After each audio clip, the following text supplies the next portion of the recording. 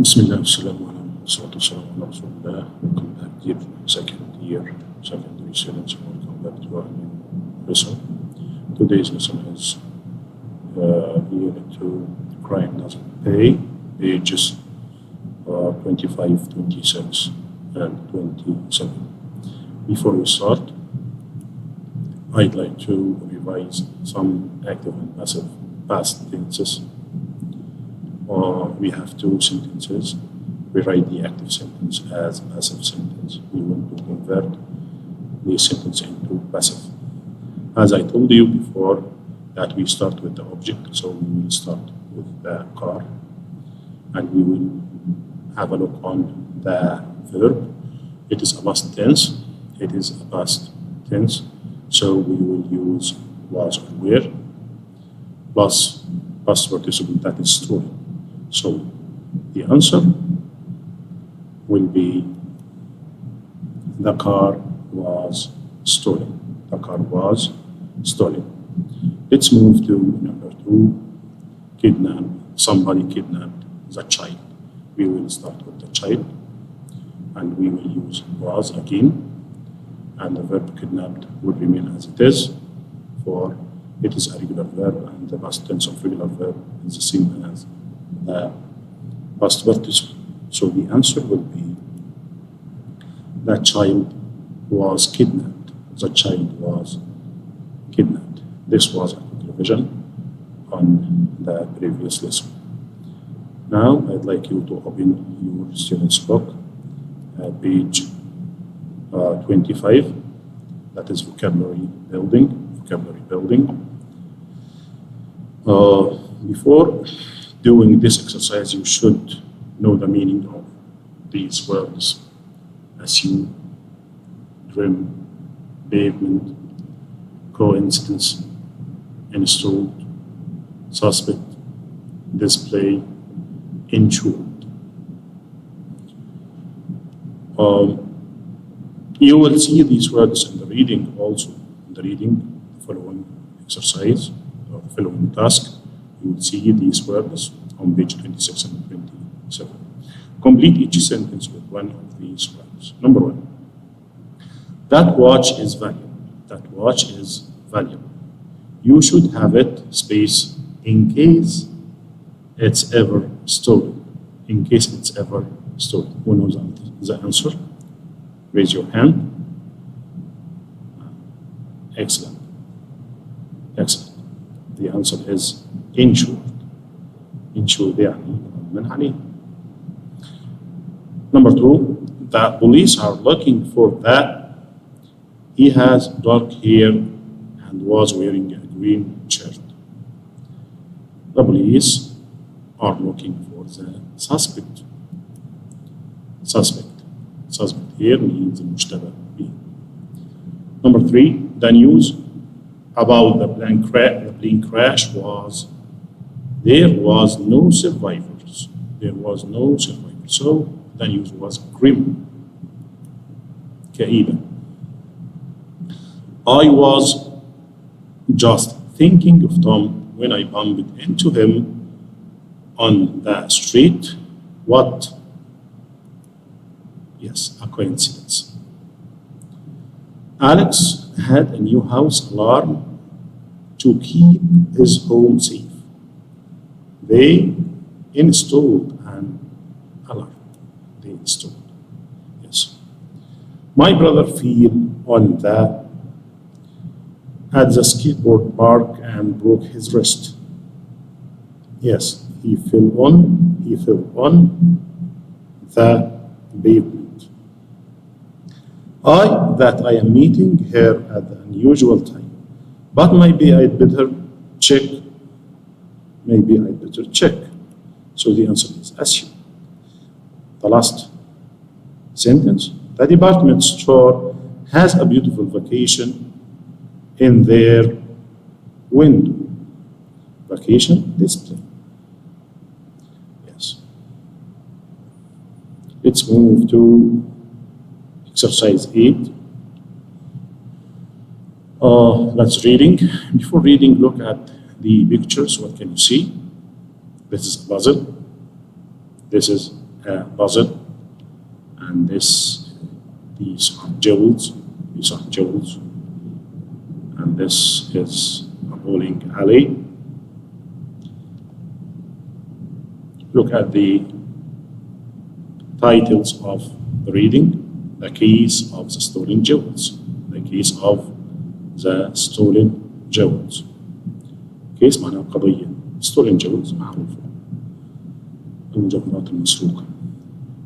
The second one, the case of the bowling alley murder. Before reading, what mystery or crime story have you read? What mystery or crime story have you read? Talk about the characters and the story. You can write it down in your notebook. You will have 2 minutes to write them. Yes. Also, you should know the definitions and the meaning of these words before reading. The meaning will help you understand the reading. Left laying in a mess all over a certain area. Left laying in a mess all over a certain area. It is the word littered. And littered in paragraph 2. Littered. littered معناه مبعثر أو غير منضبط أو بشكل أعزكم الله زبالة. Moved the head up and down to agree. Shake his head up and down to agree means nod. Nodded. Number 5 in paragraph number 5. طيب. Let's listen to the reading, and while listening, please read along with me. Read along with me. Pages 26 and 27. 8. Reading. Crime puzzles. The case of the stolen jewels. Detective Combs was at the coffee shop around the corner when he learned that Jones's jewelry had been broken into. He arrived at the scene of the burglary in moments. Mr. Jones, the owner of the store, explained what had happened. I arrived this morning to open up the shop. As I walked up to my store, I noticed a lot of broken glass on the pavement. I looked up and realized that the display window had been broken. Combs looked out the broken window at the sidewalk, littered with glass. Mr. Jones continued. Then I saw that all of the jewelry from the display window was gone. The doors were still locked, so this must be where the burglar broke in. Why didn't the alarm go off? Asked Combs. It's a strange coincidence, said Mr. Jones. I removed our old alarm system yesterday and made an appointment to have a new one installed today. Combs looked around at the empty jewelry cases. I assume your jewelry was insured? Of course, said Mr. Jones. Thank goodness for that. Combs nodded and said, Mr. Jones, I believe there was a crime indeed, and it was committed by you. What crime does Combs suspect Mr. Jones of committing? Why?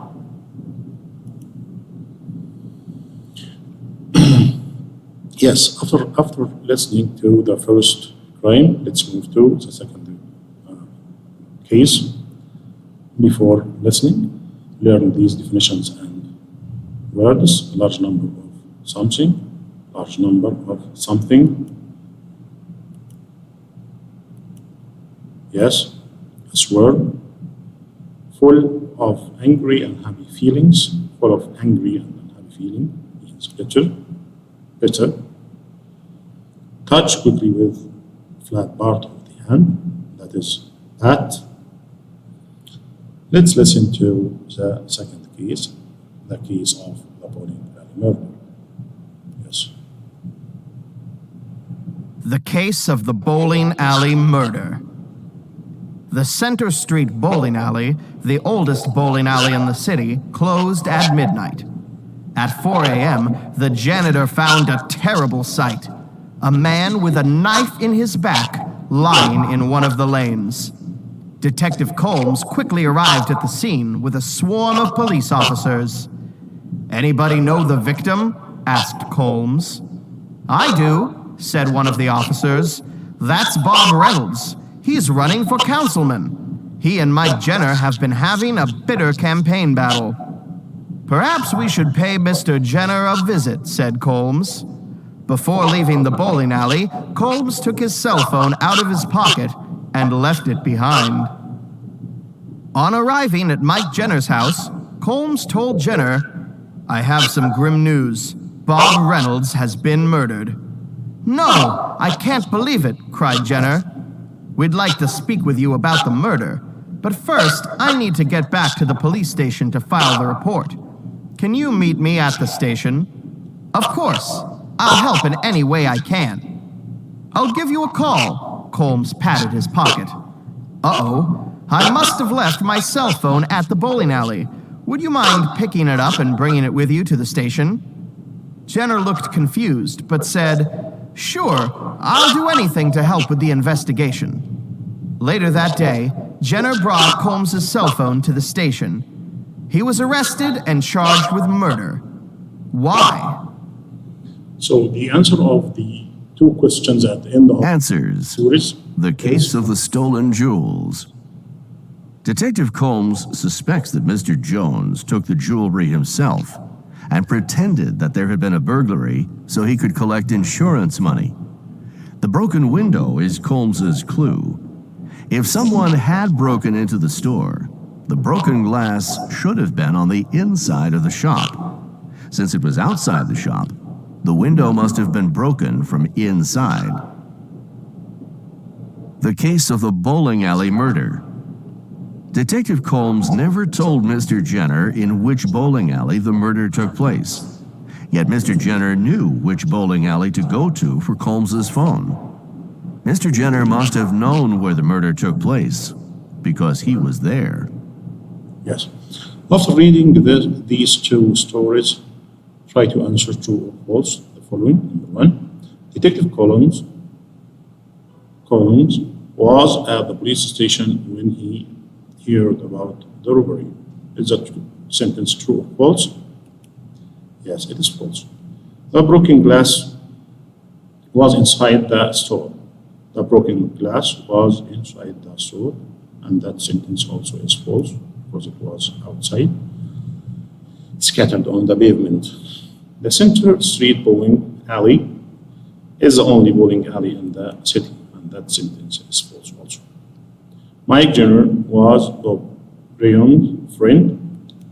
Yes, that is false. First one, Colmes left his cell phone at the bowling alley on purpose. Yes, that's true. Okay, let's move to another exercise. You have to do this as your homework. You have to reorder these sentences to make a sentence. Goodbye for now.